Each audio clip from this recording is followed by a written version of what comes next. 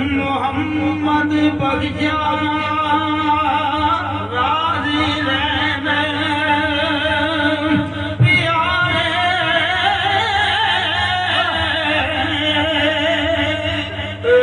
दुख सदा सुख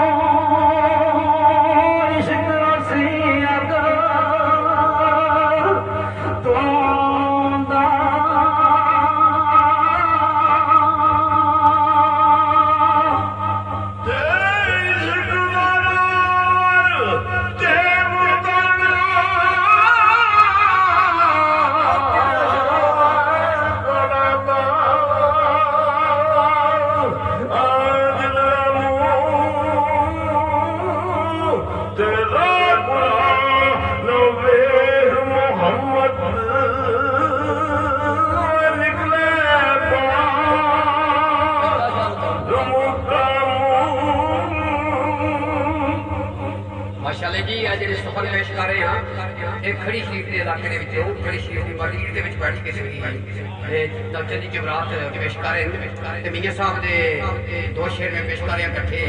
हजूर फरमाते हैं जो तुम्हारे दिल लहर में आवे तो मेरे कलाम को पढ़ो तो मैनू भी याद रखना। मियाँ साहब फरमाते हैं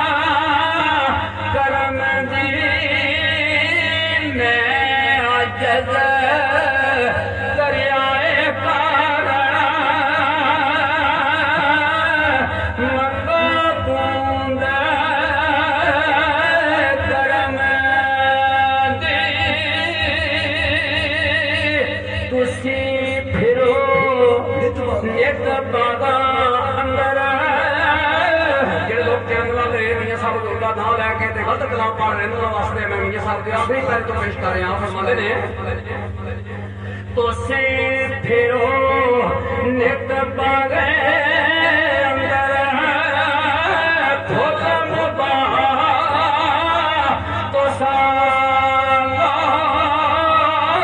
शाखा फुल तरुणो नारी बली सला तो शाखा